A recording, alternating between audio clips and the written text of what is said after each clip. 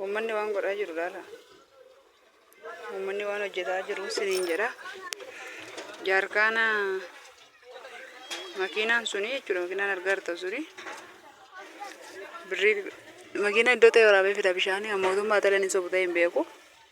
Asinnaa ga'u garuu jaarkaana tokko birrii 10 nutti gurgura jechuudha. Boonoo yoo ta'e birrii 3 binna. Kaayoo ta'e birrii 5 ture jaarkaanni asii garuu jaarkaana kana tokko birrii 10 gurguru jechuudha achi fidanii.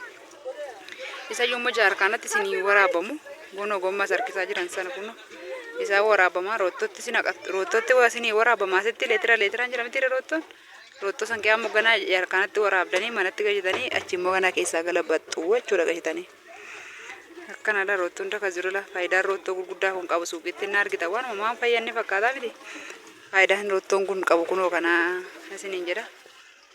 Jaarkaan makiinaa iddoo ta'e nu waraabin nu fida illee waraabbanne waaqayyo faa galatu kaleessa baarmeeli takkicha waraabadhe birrii 3 kanaafiyyuu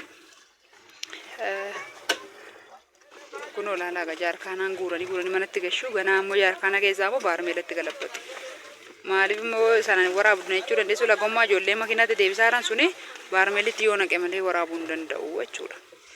Akkas ofii immoo samuun baduu yammarte malee inuma jira bishaan waaqayyo faa galatu guyyaa lammaffoo fi guyyaa qidaamee numa dhufti turte kalee sanani boolee madaalamii warri beektan tarii as keessa abboo kee warri deemtan jiraachuu dandeessu.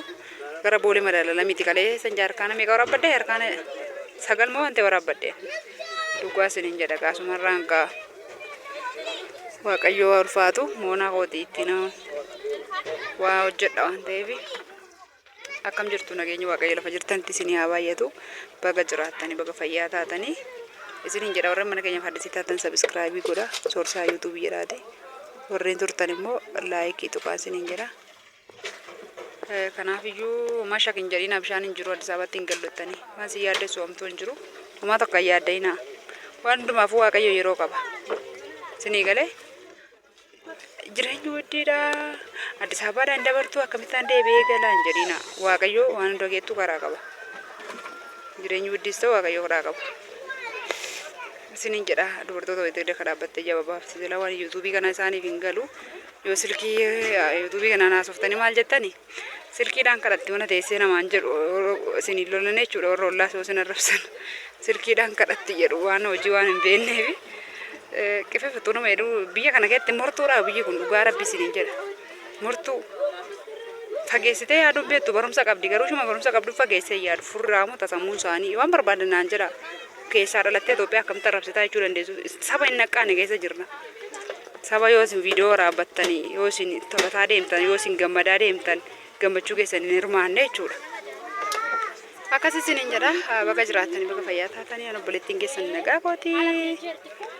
Soofaa warreen barbaadan yoo jiraattan soofaan hinuma jira akka haakimii keessanitti meeshaa warri barbaadanis sarpiraayisii warra keessan gochuu barbaadanis ayyaanaa fi hinuma jira. Isinumti fataa jedha ofirraa malee shakin jedhiinaa isiniin jedha. Obboleettiin koo tokko har'a biyya ormaatii galaa jirti waaqayyo nagaan si haa gashu jedhanii qananii dabalaa jedhamti asirra yeroo baay'ee deemte koomintiillee hin barreessitu libbi qirsiinaa akka kenniti isiniin jedha ilaa bi'uu soomaa.